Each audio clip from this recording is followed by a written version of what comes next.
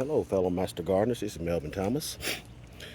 We talked about in one of our meetings having a subject or topic to discuss, and I put my name in a hat to show you what I know about collard greens. Now, everybody may not like collard greens. I was raised on them. I love them.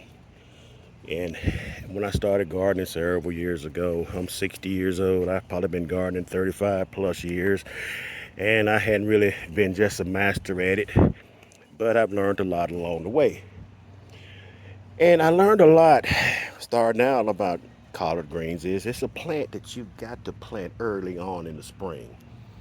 And then you go to your hardware store, your feed house, and they'll have transplants. We all know about transplants, little sets, 6 pack.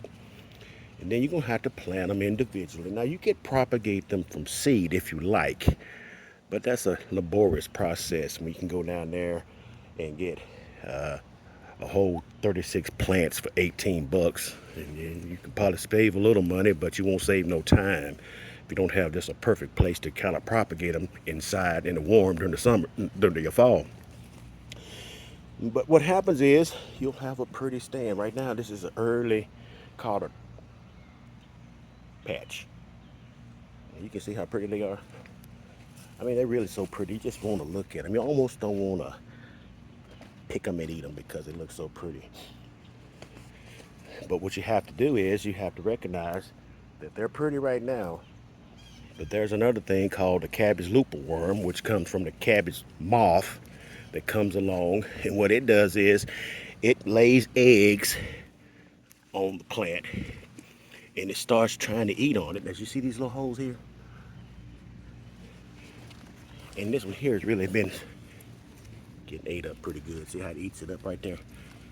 You'll see that sometime in the stores. They'll have holes in them from the worms that have been set, and then they come along. But the best thing for them, even though they look so pretty right now, is to pick them. That's really what you need to start doing right now. What I need to do is start picking them, cooking them, and eat them. I'm gonna pick some of these and give them away. But in the process, one of the best things in the world for these collard plants, even cabbage plants, it's not Sevin dust, it's not some type of a poison, it's something called dipel dust. It's a biological insecticide. It says it kills shrubs, for vegetable shrubs, lawns and flowers, kills tomato hornworms, bagworms, armyworm, webworms, gypsy moth, larvae, cankerworms, loopers, which is what we're trying to kill. And it's not so much as an insecticide as far as killing them. What it does is biological.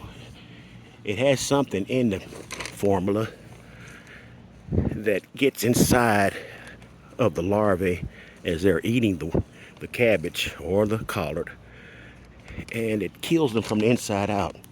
And so what you do is you have to take this dipel dust, and right now on these that have been affected by it, what I'm going to do, I'm just going to put it right there in the center.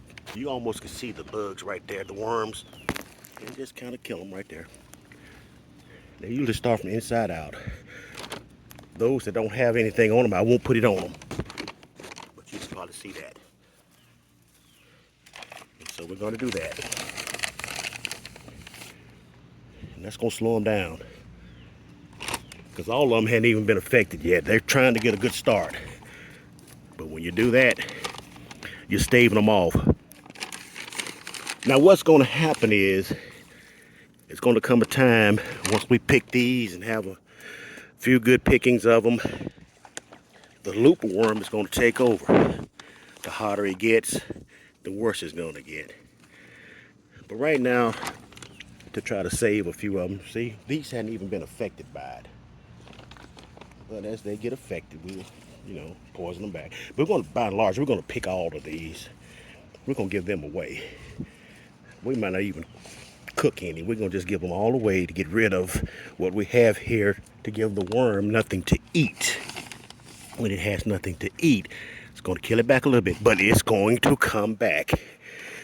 So each time it comes back during the summer, you may not have a lot of collard greens to eat. But right now we got plenty. But as we crop them back and we poison them, each time we crop them back, they get taller and taller. And as you progress through the summer, if you can stick with it, sometimes it's going to look like the looper worm is going to just decimate it. It's not gone yet. Sometimes you'll have so many holes, you'll crop them back, and the only thing you'll have is the top of the plant. And it looks like, well, okay, that plant's dead, but it's not. Just keep on putting that dipel dust at the very tip of that plant where the new growth can start so the looper worm won't eat it up. And then, it's going to grow a little bit, keep it watered, keep it cultivated. I got a lot of cultivation to do, so all those weeds through there, we're going to cultivate that. And then in the fall of the year, the cooler weather causes the looper worm to kind of die back. And when it dies back, the plant, as it's gotten taller, is going to start blooming back real strong. It's going to be as strong as that is, but 2 or 3 foot taller. And I've got pictures I'm going to show you at our meeting of how tall I've gotten them and how pretty they look in the fall of the year. It's a brassica, of course, everybody knows that, but it loves the cooler weather.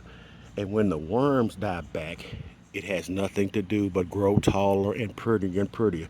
So picture those standing about 5 foot tall. Sometimes I've had them stand, I ain't gonna say 5, maybe 4.5. I mean, I've got pictures I'm gonna show you guys.